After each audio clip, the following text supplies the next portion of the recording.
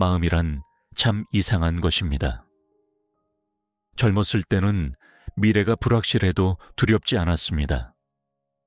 오히려 그 불확실함이 설렘으로 다가왔죠. 하지만 나이가 들수록 같은 불확실함이 불안으로 다가옵니다. 특히 밤 시간이면 더욱 그렇습니다. 낮에는 괜찮다가도 밤이 되면 여러 가지 걱정들이 물밀듯이 밀려옵니다. 앞으로 건강은 어떻게 될까? 자녀들은 잘 살고 있을까? 혼자 남게 되면 어떡하지?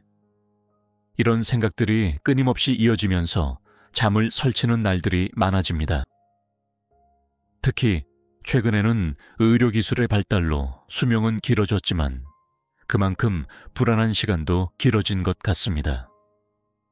하지만 신경과학자들의 연구에 따르면 노년기의 불안은 젊은 시절의 불안과는 전혀 다른 메커니즘으로 작동한다고 합니다.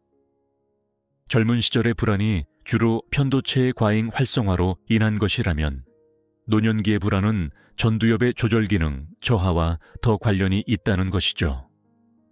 이는 매우 중요한 의미입니다. 왜냐하면 전두엽의 기능은 우리가 의식적으로 훈련하고 개선할 수 있기 때문입니다. 다시 말해, 노년기의 불안은 우리가 적절한 방법으로 접근한다면 충분히 다스릴 수 있다는 것입니다. 첫 번째 방법은 지금 이 순간의 감각에 집중하는 것입니다. 이는 단순한 명상이나 마음 챙김을 넘어선 과학적 접근법입니다. 불안이 찾아올 때마다 우리의 오감을 의식적으로 사용해 보는 겁니다. 예를 들어 아침에 차를 마실 때 그 향기와 온기를 충분히 느껴보는 것이죠. 차가 입안에서 퍼지는 맛, 따뜻한 찻잔을 감싸쥔 손바닥의 촉감, 차에서 피어오르는 하얀 김의 모습까지.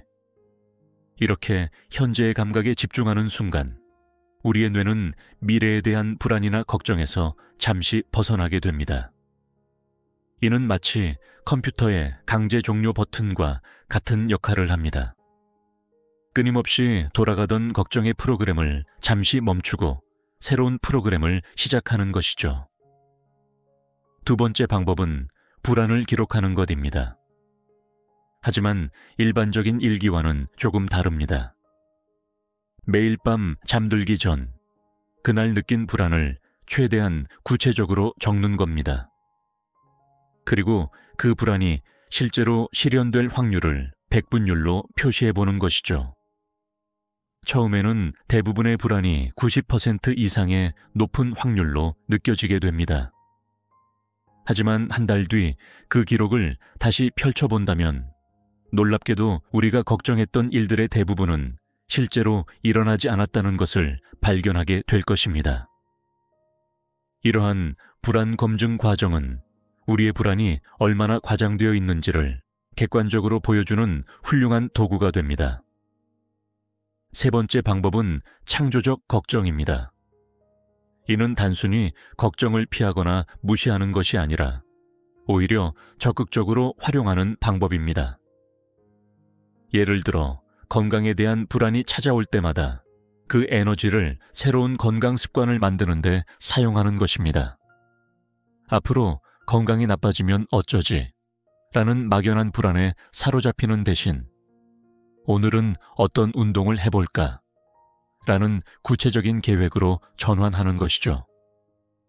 이는 마치 바람을 거스르지 않고 돛을 조정하여 방향을 바꾸는 요트와 같습니다. 불안이라는 바람을 피하거나 막으려 하지 말고 오히려 그 힘을 이용하여 우리가 원하는 방향으로 나아가는 것입니다.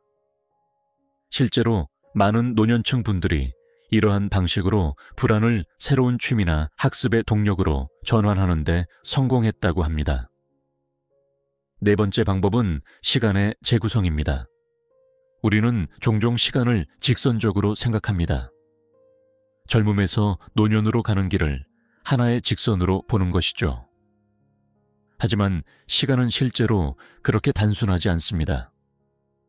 오히려 시간은 강물과 같아서 때로는 빠르게, 때로는 천천히 흐르며 때로는 다른 지류와 만나기도 합니다.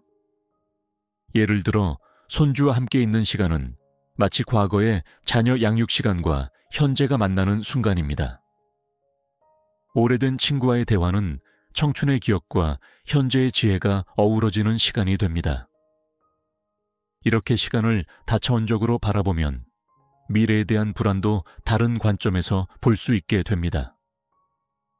5번째 방법은 불안을 나누는 것입니다. 이는 단순히 누군가와 대화하는 것을 넘어선 더 깊은 의미를 가집니다. 실제로 신경과학 연구에 따르면 불안을 언어로 표현하는 순간 우리 뇌의 편도체 활성도가 현저히 감소한다고 합니다. 하지만 여기서 중요한 것은 어떻게 나누느냐입니다. 단순히 불평하거나 걱정을 쏟아내는 것이 아니라 서로의 지혜를 나누는 자리가 되어야 합니다. 예를 들어 매주 한 번 비슷한 연령대의 친구들과 모여 각자의 불안과 그것을 극복한 방법을 나누는 시간을 가져보는 겁니다. 이는 마치 등산을 할 때 서로의 지팡이가 되어주는 것과 같죠. 여기에 더해 최근에는 세대 간 불안 나눔이라는 새로운 시도들도 이루어지고 있습니다. 노년층과 청년층이 만나 서로의 불안을 나누는 프로그램들입니다. 놀랍게도 이런 만남을 통해 양쪽 모두가 위로를 받는다고 합니다. 노년층은 젊은 세대의 에너지를 통해 활력을 얻고 젊은 세대는 인생의 선배들의 지혜를 통해 용기를 얻는 것입니다. 이제 우리는 한 걸음 더 나아가 불안을 다스리는 것을 넘어 그것을 삶의 지혜로 승화시키는 방법에 대해 이야기해 보아야 합니다. 불안이란 것이 꼭 나쁜 것만은 아니기 때문입니다. 적절한 불안은 오히려 우리를 더 현명하게 만들어주는 스승이 될 수 있습니다. 예를 들어 건강에 대한 불안은 우리를 더 건강한 생활 습관으로 이끌 수 있습니다. 경제적 불안은 더 현명한 재정 관리를 가능하게 합니다. 관계에 대한 불안은 우리로 하여금 소중한 사람들에게 더 많은 관심과 사랑을 표현하게 만듭니다.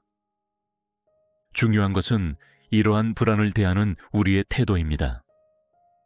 불안을 피하려 하거나 억누르려 하기보다는 그것을 인정하고 받아들이면서 지혜롭게 다루는 법을 배워야 합니다. 마치 거센 파도를 만난 뱃사람이 파도와 싸우기보다는 그것을 이용하여 앞으로 나아가는 것처럼 말입니다. 불안의 시간대라는 것이 있습니다. 보통 불안은 새벽 2시에서 4시 사이에 가장 강하게 찾아온다고 합니다. 이는 우리 몸의 스트레스 호르몬인 코티솔 분비가 가장 활발한 시간대이기 때문입니다. 이 시간대에 깨어 있다면 무리하게 잠을 청하려 하지 말고 오히려 이 시간을 활용해 보는 것도 좋습니다. 예를 들어 미리 준비해둔 따뜻한 차를 마시면서 창밖의 달을 바라보는 것입니다. 혹은 조용히 책을 읽거나 음악을 듣는 것도 좋습니다.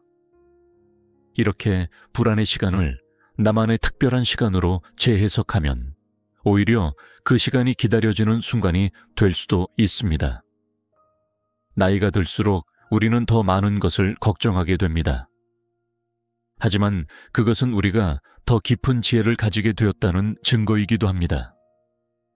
불안이 찾아올 때마다 그것을 우리 삶의 일부로 받아들이고 그것과 함께 성장하는 법을 배운다면 노년의 시간은 두려움의 시간이 아닌 성숙의 시간이 될 것입니다. 이제 우리는 불안을 다스리는 것을 넘어 그것을 통해 더 깊은 삶의 의미를 발견하는 단계로 나아갈 수 있습니다. 불안이 찾아올 때마다 그것을 새로운 배움의 기회로 삼는 것입니다. 예를 들어 죽음에 대한 불안이 찾아올 때 그것은 오히려 현재의 순간을 더욱 소중히 여기게 만드는 계기가 될 수 있습니다.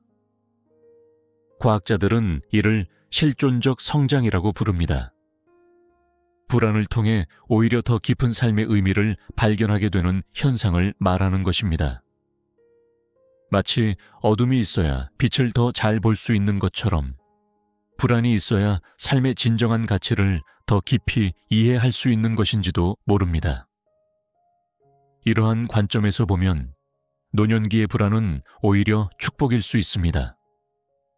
그것은 우리로 하여금 더 깊이 생각하게 하고 더 진실되게 살아가게 만드는 동력이 되기 때문입니다. 중요한 것은 이러한 불안을 어떻게 바라보고 활용하느냐입니다. 이 글을 읽으시는 모든 분들께 말씀드리고 싶습니다. 불안한 마음이 찾아올 때마다 그것을 피하거나 부정하지 마시고 오히려 그것이 우리에게 전하는 메시지에 귀 기울여 보시는 겁니다. 때로는 그 불안이 우리에게 가장 필요한 변화를 알려주는 나침반이 될 수 있을 것입니다. 마지막으로 불안은 결코 나약함의 표시가 아닙니다. 오히려 그것은 우리가 살아있음의 증거이며 더 나은 삶을 향한 열망의 표현일 것입니다. 이제 우리는 그 불안과 함께 걸어가면서 그것을 통해 더 지혜롭고 평화로운 삶의 길을 발견할 수 있기를 희망합니다.